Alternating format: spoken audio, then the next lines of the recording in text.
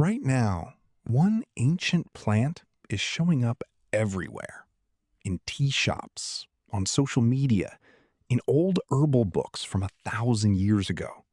They call it Aaron's rod, the velvet plant. And once you know what it is, you will see it everywhere too. In this video, you will learn the ancient history of this golden flower, why Dr. Sebi placed it on his approved herb list, 5 traditional uses that made it a folk medicine staple, and exactly how to prepare it at home: leaf, flower, oil, and tea. Its name is mullein, Verbascum thapsus, a tall, soft-leaved plant with bright yellow flower spikes that can grow over 6 feet high, lighting up roadsides and meadows like golden candles. And for over 2,000 years, humans have reached for it. The Greek physician Dioscorides wrote about mullein in the 1st century, recommending its leaves for the chest. The Romans dipped its tall stalks in tallow to make funeral torches. In medieval Europe, it was hung in doorways to ward off evil. Native American tribes, from the Navajo to the Cherokee, smoked the dried leaves and steeped them in teas. Settlers brought it from England, and Appalachian herbalists adopted it so completely that today most people think of mullein as an American mountain herb. Across every one of those cultures, one use kept coming back, again and again. It always pointed to the lungs. Now this brings us to Dr. Sebi, the herbalist who built his life's work around natural, plant-based wellness, and who treated the respiratory system as one of the body's most important pathways. Dr. Sebi listed mullein on his nutritional guide as an approved herb. He believed in plants that worked with the body's natural ability to clear and cleanse, plants that respected what he called the body's electric nature. And mullein, with its long folk history of supporting the chest and airways, fit that philosophy exactly. He included it in his lung and bronchial blends, alongside other respected herbs like eucalyptus, chaparral, and lobelia. Dr. Sebi did not invent mullein's reputation. He simply recognized what herbalists across every continent had already known for centuries. This is one of nature's most respected plants for the breath. So let's get into the 5 traditional uses that made mullein famous. Number 1. Respiratory comfort. This is the headline use. Mullein leaves contain mucilage, a soft, slippery plant compound, and saponins, which traditional herbalists believed could help loosen and ease the chest. From the Cherokee to the Greeks to your grandmother in Appalachia, dried mullein tea has been the go-to folk preparation for that nagging, dry, irritated cough that just will not quit. Number 2.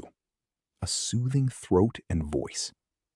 Herbal singers and speakers have used mullein tea for generations.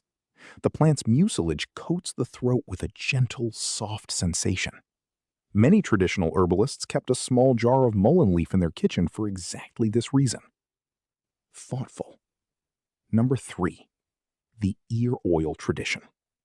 The bright yellow flowers, picked one by one and infused into olive oil under the summer sun, have been used in European folk medicine for over 1,000 years as a warming oil for ear discomfort.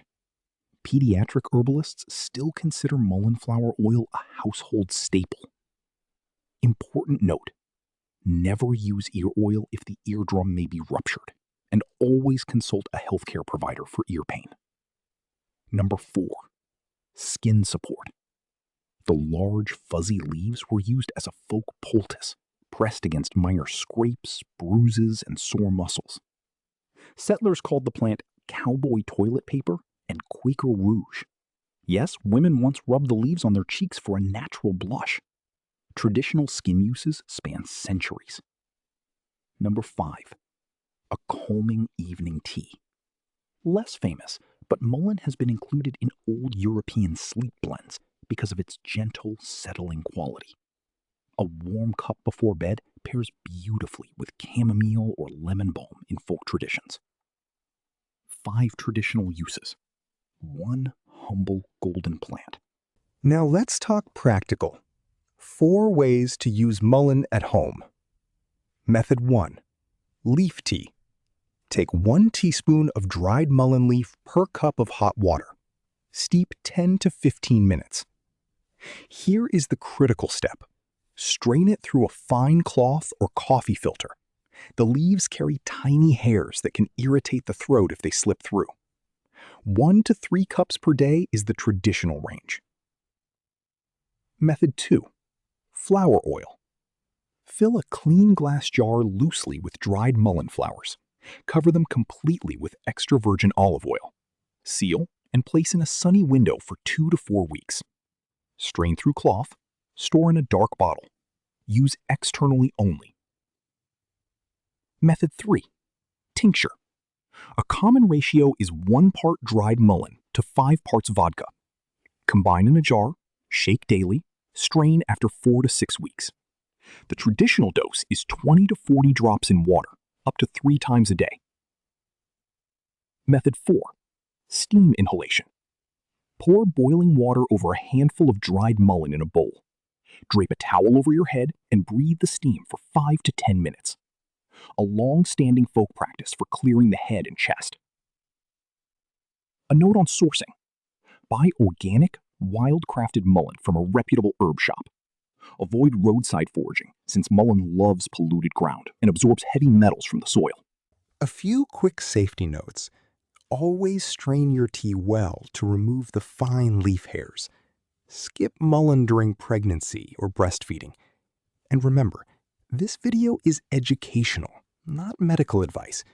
Always check with your healthcare provider before adding any new herb. That is mullein, Aaron's rod, the candlewick plant, a humble golden herb with 2,000 years of stories behind it.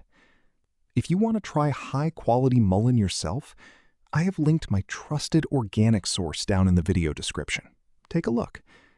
And if this opened your eyes to one new plant today, hit subscribe. There is a world of traditional wisdom waiting. I will see you in the next video.